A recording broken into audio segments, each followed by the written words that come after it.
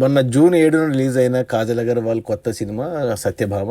ఆ cinema total run complete అయింది, థియేటర్స్లో ఎక్కడ లేదు. ఈ సినిమా టోటల్గా కలెక్షన్స్ చూస్తే తెలంగాణలో 1 కోటి గ్రాస్ కలెక్ట్ చేసింది, అది కూడా మొదటి వీకెండ్లో వచ్చింది. తర్వాత వీక్ డేస్లో కలెక్షన్స్ లేవు. ఈ ఆంధ్రప్రదేశ్ నుంచి మరో 1 కోటి గ్రాస్ వచ్చింది. అలా 2 కోట్లు గ్రాస్ అయితే వచ్చింది ఈ సినిమాకు టోటల్ రన్లో. ఇక కర్ణాటక అండ్ ఓవర్సీస్ అన్నీ కలుపుకొని ఒక 50 లక్షలు, అలా ఈ 2.5 కోట్లు గ్రాస్ అయితే వచ్చింది ఈ సినిమాకు. ఇక అందులో థియేటర్ల రెంట్లు, గవర్నమెంట్ ట్యాక్స్లు, ఖర్చులన్నీ పోను.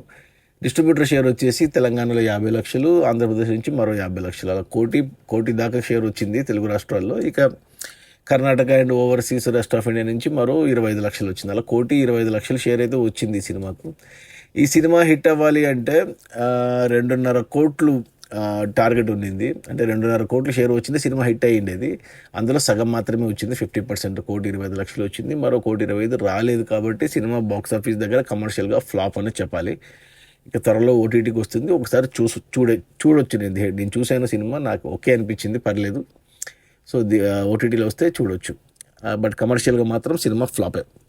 అది మన కాజల్ అగర్వాల్ కొత్త సినిమా సత్యభామ. టోటల్ రన్లో 2.5 కోట్ల గ్రాసు, అందులో డిస్ట్రిబ్యూటర్ షేర్ వచ్చేసి 1,25,00,000. సినిమా వాల్యూ బిజినెస్ వచ్చి 2.5 కోట్లు అయితే అందులో సగం వచ్చింది, ఇంకా సగం రాలేదు. సో సినిమా కమర్షియల్గా ఫ్లాప్. Okay, bye.